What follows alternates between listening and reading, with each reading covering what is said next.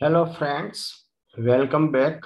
Myself, Dr. Maharshi V. Shukla, Assistant Professor from Dr. IDMC Science College Patan. इस video lecture में हम preparation of मेटानाइट्रोबेंजीन from nitrobenzene की discussion करने वाले हैं और इस प्रिपरेशन रिलेटेड जितने भी क्वेश्चन है इस सब क्वेश्चन के आंसर की हम डिटेल्स पे डिस्कशन करने वाले हैं। तो आप ये वीडियो पूरा देखिए और एंड तक देखिए। ओके, अब कौन कौन सी चीजें हमें यहाँ जरूरत पड़ेगी इसकी हम डिस्कशन करने वाले हैं। तो यहाँ पे राउंड वाटर फ्लास्क 100 ml का, एयर कंडीशनर और वाटर बाथ। क्योंकि इस रिएक्शन में टेम्परेचर अप्रोक्सीमेटली हमको 70-80 के आसपास चाहिए, इसलिए हम वाटर बाथ यूज करेंगे। जो केमिकल है, there are 3 types chemical necessary for this nitration reaction. Nitrobenzene 5 ml लेंगे, फ्यूमिंग HNO3 11 ml लेंगे और कॉन्सेंट्रेट H2SO4 हम 18 ml लेंगे। तो ये रिएक्शन दिखाई गई है, रिएक्शन एकदम सिंपल है। This type reaction call nitration reaction, क्योंकि इस रिएक्शन के दरमियान जो समूह, जो ग्रुप सिस्टम में एंटर होता है वो ग्रुप है नाइट्रो ग्रुप। ओके, इसके लिए हमको क्या लेना पड़ेगा? फ्यूमिक HNO3, नाइट्रिक एसिड और कॉन्सेंट्रेट H2SO4। और ये एसिड मिक्सचर को जनरली नाइट्रेटिंग एसिड मिक्सचर कहा जाता है। और ये नाइट्रेटिंग एसिड मिक्सचर के थ्रू ही नाइट्रोनियम आयन का फॉर्मेशन होता है, जो नाइट्रोनियम आयन नाइट्रोबेंजीन के मेटा पोजिशन में एंटर होता है। ओके, अब बहुत सारे क्वेश्चन है इसके अंदर।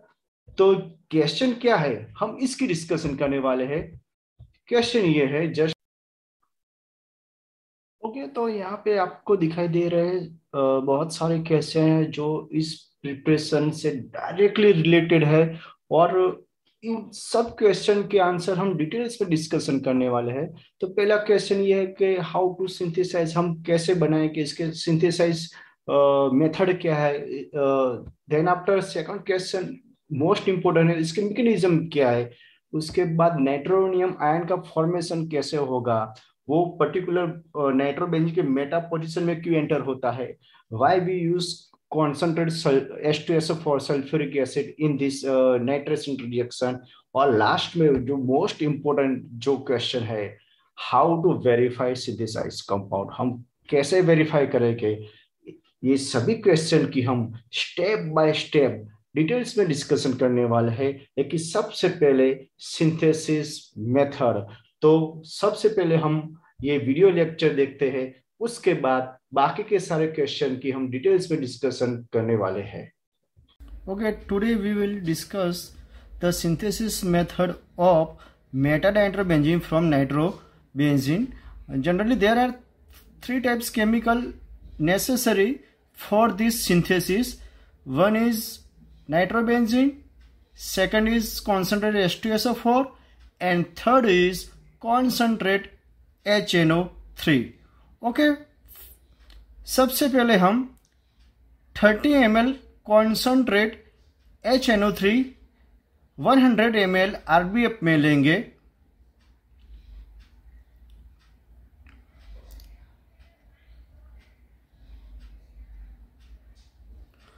उसके बाद इस RBF को हम कोल्ड वाटर में 2 मिनट के लिए कूल करने के लिए रखेंगे।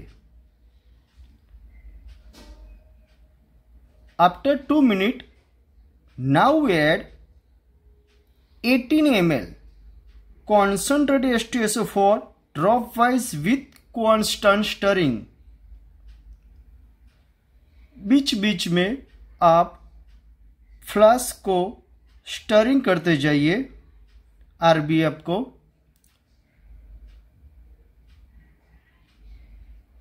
अब क्या होगा, कॉन्सेंट्रेट H2SO4 को नाइट्रिक एसिड में डालने से नाइट्रेटिंग एसिड मिक्सचर का फॉर्मेशन होगा, जिसमें से नाइट्रोनियम आयन प्रोड्यूस होगा, जो नाइट्रोबेंजीन सिस्टम से अटैच होने वाला है।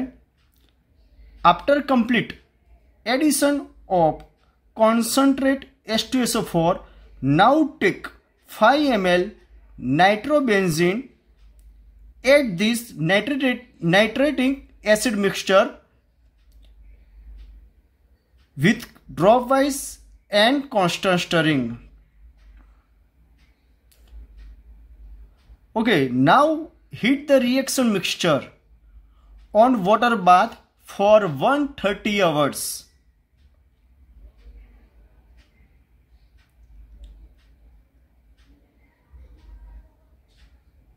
You can put some porcelain pieces in RBF and fix the air condition on RBF. Condenser के अंदर वाटर सप्लाई की ज़रूरत नहीं है, तो आप सिर्फ एयर कंडीशन ही फिक्स कर सकते हैं आरबीएफ के ऊपर।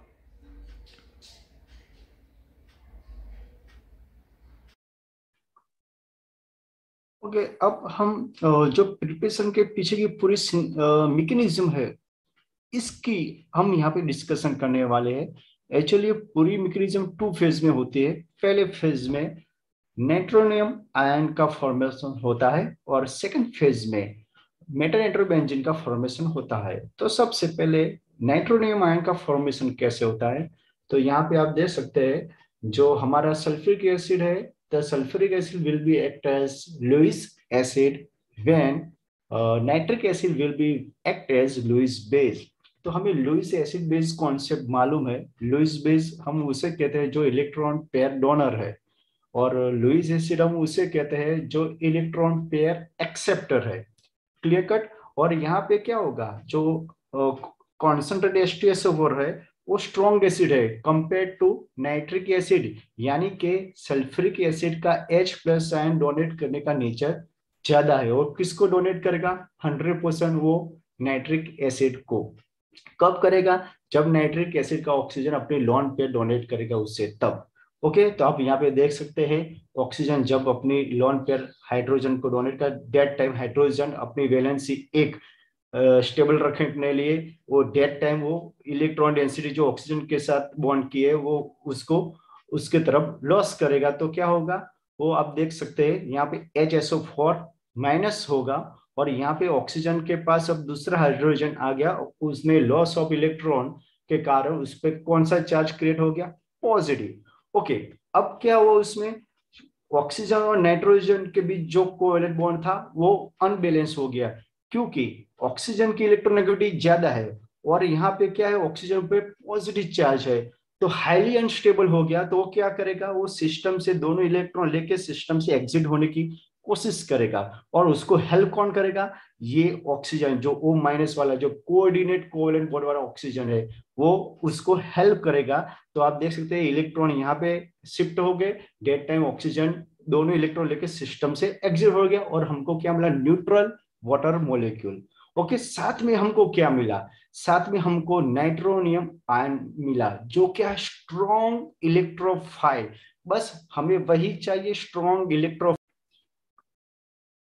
तो नाइट्रोनियम आयन सेकंड फेज में बेंजीन से इलेक्ट्रॉन एक्सेप्ट करके उससे जुड़ने की कोशिश करेगा। तो nitronium second phase, actually second phase के एक्चुअली वो 2 स्टेप प्रोसेस है। पहला स्टेप है रीडिटरमाइन स्टेप। रीडिटरमाइन स्टेप जनरली हमको मालूम है वो स्लो स्टेप होता है, और जो सेकंड स्टेप है वो फास्ट स्टेप है। तो फर्स्ट स्टेप के अंदर जो नाइट्रोनियम आयन है उसका नाइट्रोजन के पास कौन सा चार्ज है? पॉजिटिव। तो वो क्या करेगा, वो यहां से इलेक्ट्रॉन एक्सेप्ट करने की कोशिश करेगा। तो जब इलेक्ट्रॉन एक्सेप्ट करता है तो डेट टाइम वो अपनी वैलेंसी चार्ज स्टेबल रखने के लिए जो पाई इलेक्ट्रॉन है वो ऑक्सीजन की तरफ लॉस करेगा। तो उसके कारण क्या होगा, हमको ऐसा एक स्ट्रक्चर मिलेगा। एक्चुअली अब स्ट्रॉन्ग इलेक्ट्रोफाइल क्यों है? तो एक्चुअली हमें मालूम है बेंजीन रेजोनेंस स्टेबलाइज स्ट्रक्चर है। अगर बेंजीन के ऊपर अगर इलेक्ट्रोफाइल को अटैक हमें करवाना है तो 100% वो स्ट्रॉन्ग होना चाहिए। Clear cut. इसलिए यहाँ पे हमें स्ट्रॉन्ग इलेक्ट्रोफाइल चाहिए। ओके, अब क्या होगा, ये कार्बन ने अपने इलेक्ट्रॉन लॉस किए तो उस पर कौन सा चार्ज क्रिएट होगा? पॉजिटिव। ओके, अब एक हमें मालूम है जब कार्बन पर पॉजिटिव चार्ज होता है तो हाईली अनस्टेबल बन जाता है। तो इसके इलेक्ट्रॉन की जरूरत है, तो वो क्या करेगा, वो अपने अगल बगल से इलेक्ट्रॉन अपनी तरफ खींचने की कोशिश करेगा। तो मीन्स वो क्या करेगा, जो यहाँ पे इस मीन्स क्लॉकवाइज डायरेक्शन में जो पाई बॉन्ड है उसको अपनी तरफ अट्रैक्ट करेगा पाई इलेक्ट्रॉन को, और इमीडिएटली ये पाई इलेक्ट्रॉन जो देख रहे हैं आप वो यहाँ पे शिफ्ट हो जाएगा। मीन्स इस कार्बन ने अपनी इलेक्ट्रॉन डेंसिटी लॉस की है, मीन्स इलेक्ट्रॉन लॉस किया है, तो इस कार्बन पे कौन सा चार्ज क्रिएट होगा, पॉजिटिव। ओके, अब जब ये कार्बन इलेक्ट्रॉन डेफिशिएंट बन गया तो वो क्या करेगा, वो भी स्टेबल होने के लिए इलेक्ट्रॉन अगल बगल से इलेक्ट्रॉन डेंसिटी अपनी तरफ खींचेगा। तो क्या करेगा, जस्ट आप देख सकते हैं सिंगल बॉन्ड पाई बॉन्ड, यहाँ पे पाई इलेक्ट्रॉन हो तो पाई इलेक्ट्रॉन यहाँ पे शिफ्ट हो जाएगा और ये दोनों कार्बन के बीच पाई बॉन्ड का फॉर्मेशन होगा। Now this carbon will be highly electron efficient. इसके पास अब एक भी इलेक्ट्रॉन नहीं है तो वो भी अनस्टेबल हो गया, तो वो भी क्या करेगा, अपने अगल बगल से इलेक्ट्रॉन अपनी तरफ खींचने की कोशिश करेगा। लेकिन यहाँ पे आप देख सकते हैं आगे कोई भी कॉन्जुगेट सिस्टम नहीं है, single bond single bond, single bond positive positive. अगर आगे सिस्टम में कॉन्जुगेट सिस्टम ही नहीं है तो वहां पे आपकी जो रेजोनेंस प्रोसेस है वो स्टॉप हो जाएगी और आपको कोई भी नया रेजोनेंस स्ट्रक्चर नहीं मिलेगा। यानी कि ये जो स्ट्रक्चर है वो आपका हाइब्रिड स्ट्रक्चर है। वो क्या दिखाता है कि आपका पॉजिटिव चार्ज यहां से क्रिएट होना शुरू हो गया और वो वहां से क्रिएट होते होते होते इस कार्बन पे आके वो अटक गया। Clear cut. तो ये क्या है, रेजोनेंस हाइब्रिड स्ट्रक्चर, और ये तीनों क्या है आपके रेजोनेंस स्ट्रक्चर। ये स्ट्रक्चर को हम बोलते हैं रेजोनेंस स्टेबलाइज एरेनियम आयन, क्योंकि during the resonance the positive charge create on carbon atom. Okay, जहां पे अब क्वेश्चन ये है कि ये स्टेबल है कि अनस्टेबल है। 100% ये अनस्टेबल है। तो बहुत सारे के मन में ऐसा क्वेश्चन है, सर हमें ऐसा मालूम है जब मॉलिक्यूल में रेजोनेंस होता है तो वो डाउन फील्ड में चलता है, उसकी एनर्जी डिक्रीज होती है। जब एनर्जी डिक्रीज होती है तो 100% उसमें स्टेबिलिटी बढ़ती है। लेकिन हमें मालूम है हम एरोमेटिक कंपाउंड किसे बोलते हैं, जिस कंपाउंड में सभी कार्बन sp2 हाइब्रिडाइज है।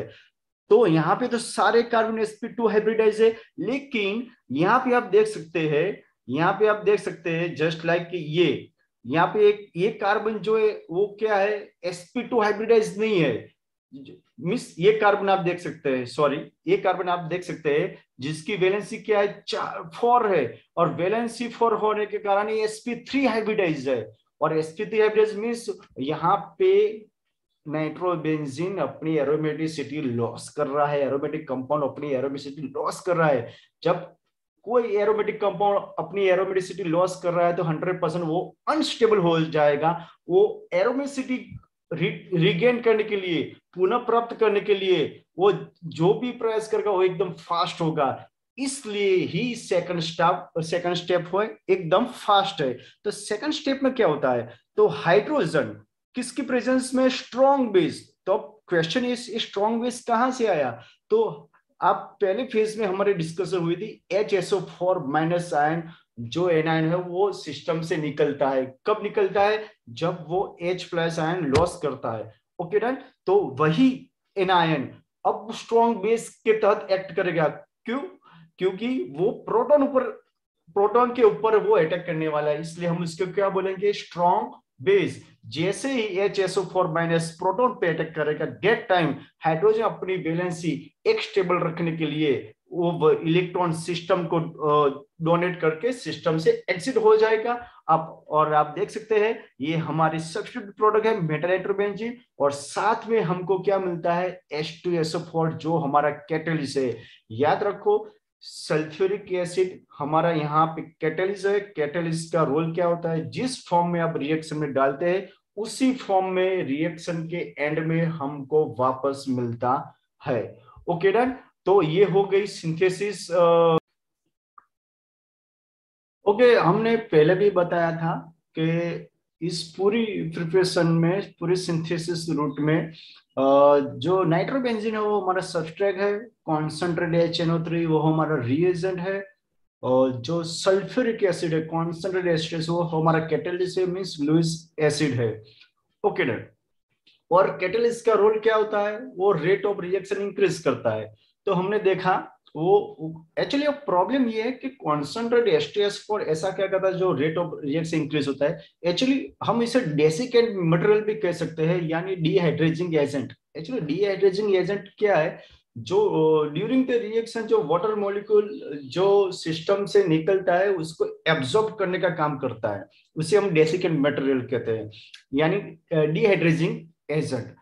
और ये रीएजेंट है जो इलेक्ट्रोफाइल का फॉर्मेशन करता है, और इलेक्ट्रोफाइल का फॉर्मेशन करने में ये लुईस एसिड उसे हेल्प करता है।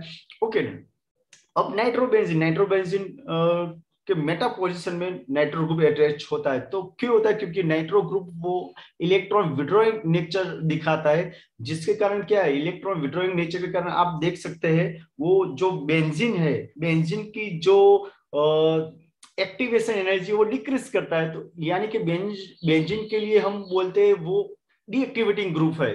तो अगर कोई सिस्टम कॉन्जुगेट सिस्टम से यानी बेंजीन रिंग से अगर कोई डीएक्टिवेटिंग ग्रुप अटैच है, तो ड्यूरिंग रेजोनेंस बेंजीन रिंग पे पॉजिटिव चार्ज क्रिएट होगा।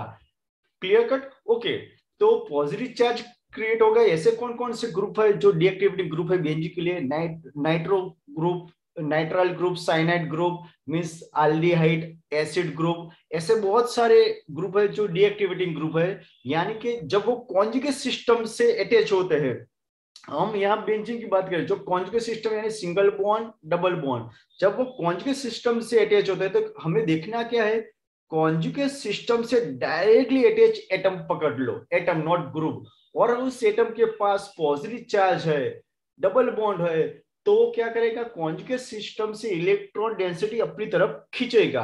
अपनी तरफ खींचे मीन्स यहाँ बेंजीन की अपनी इलेक्ट्रॉन डेंसिटी क्या होगा, डिक्रीज होगी। यानी कि ड्यूरिंग रेजोनेंस बेंजीन रिंग पे पॉजिटिव चार्ज क्रिएट होगा। आप देख सकते हैं ये पाई इलेक्ट्रॉन, ये जो पाई बॉन्ड है यहाँ पे शिफ्ट हो गया, डेट टाइम नाइट्रोजन अपनी वैलेंसी चार्ज स्टेबल रखने के लिए ये पाई इलेक्ट्रॉन यहाँ पे शिफ्ट कर देगा। तो ये देख सकते हैं आप ऐसे।